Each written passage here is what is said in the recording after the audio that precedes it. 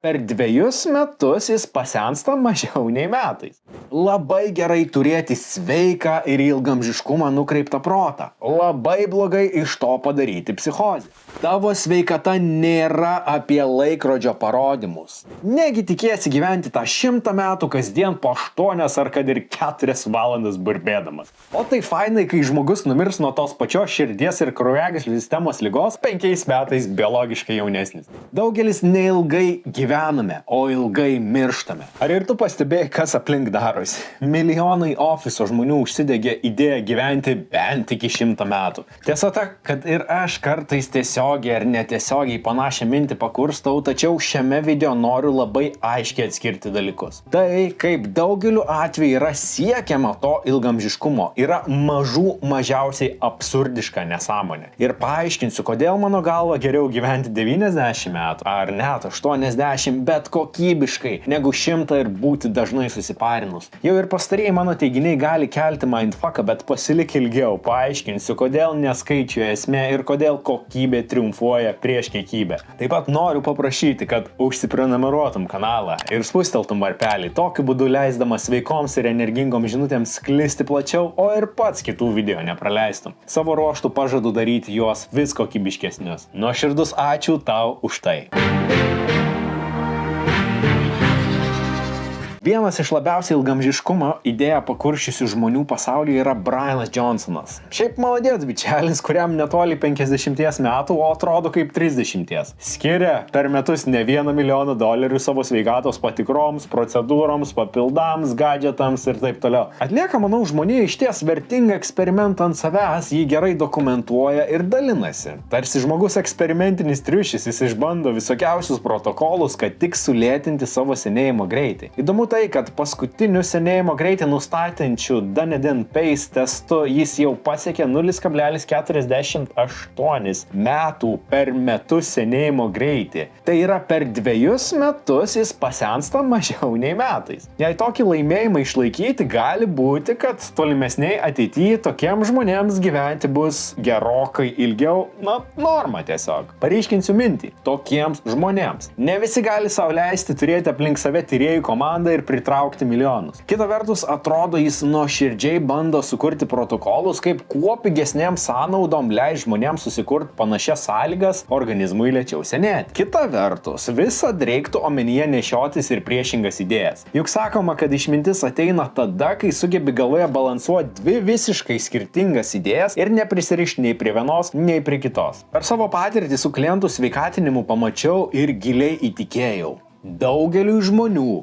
neilgesnės gyvenimo trukmės reikia. Daugeliui žmonių reikia prasmingesnio laiko ant šios žemės. Ir jau geriau kokybiškiau 80 ar 90 metų nei 110, per kuriuos nuolat galvoje lekiotų mintys. Oi, ar pasikroviau savo nervų svagų stimuliavimo aparatą. Oi, pamiršau savo 54 kapsulių dėžutę namie. Oi, negaliu nueiti į kiną, nes tai išbalansuos mano miegą. Oi, negaliu dažnai važiuoti pas šeimą, nes ten pastoviai cukraus kalnai. Oi, negaliu sau to leisti, nes rodikliai laikrodyje suprastės. Ar pagauni link ko lenkiu? Labai gerai turėti sveiką ir ilgamžiškumą nukreiptą protą. Labai blogai iš to padaryti psichozę. Jei patyrinėti mėlynąsias zonas, tai yra vietas pasaulyje, kuriuose žmonės gyvena ilgiausiai, tai ten nei krūvas aparatų, nei krūvas papildų pastebėtum. Žmonės tiesiog ramiai daro savo dalykų. Užsiima prasmingom veiklom, pasiaugina savo daržovių, propaguoja didžiąją dalim augalinę mitybą, su saiku neatsisakydami ir neaugalinės. Nuolat aktyviai juda, lavina smegenis, kuo puikiausiai ilsisi ir labai svarbu, dalyvauja bendruomeniniam gyvenime, kur renkasi į grupeles ir leidžia laiką kartu su bendrais pomėgiais, veiklom ir kita. Tai dabar paaiškink man, kaip nutinka tai, kad Lietuvoje ar užsienį vyksta kokia konferencija ir yra dedikuota viena salė ilgamžiškumo temai, kuri būna pergrūsta žmonių priešingai nei visos kitos salės. Yra žmogaus psichikoje kažkoks geidulys gyventi amžinai ir žmogus leis pinigus fancy protokolams, gadgetams ir kitoms mandrybėms, bet per savo lėkimus ir darbus užmirš fundamentales tiesas. Tavo sveikata nėra apie laikrodžio parodymus. Tavo sveikata nėra apie tai, kad vaikštai ar miegi apsikarstęs laidais. Tavo sveikata nėra tame, kad patupi ir šiltais po raudoną lempą. Tavo sveikata nėra tame, ar pasidarai visą 27 žingsnių protokolą prieš miegą. Tavo sveikata nėra tame, kad vis lindi papildų ar superfoods portaluose, jog užsitikrintum, kad tikrai nieko netrūksta. Tačiau tavo sveikata yra apie tai, kaip tu pasirūpini savo miegu. Tavo sveikata yra apie tai,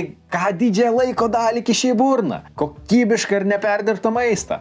Tavo sveikata yra apie suvaldytų žalingus įpročius. Tavo sveikata yra apie adekvatų darbo ir poilsio režimą. Tavo sveikata yra apie fizinį judėjimą ir nuoseklės treniruotės. Tavo sveikata yra apie emocinį, protinį, dvasinį gerbuvį, neužmirštant ir turėti bendruomenę, žmonių grupelės ar bent vieno žmogaus, su kuriuo nuolat būtų jauku būti ir vieni kitiems būtumėt šilumos ir meilės šaltinis. Štai kas yra sveikata. Ne kremukai, ne kapsulės, ne laidai ir ne aparatai visur namie besimėtantį. Nesuprask klaidingai, aš labai myliu ilgamžiškumo temą, tikiu, kad ji yra vertinga, ten yra užkoduota puikių žinučių, tačiau deja, ilgamžiškumo pramonė išsigimsta. Ir čia teiksiu drąsiai, visi tie aparatai, kapsulės namie ir kiti dalykai, jei jie pridės kažką prie galutinio rezultato, tai bus kokie 5 procentai, vargu ar daugiau. Fiziologijos vadovėliai neperrašė fundamentalių miego, mitybos, judėjimo, emocinės gerovės, sveikatos tiesų.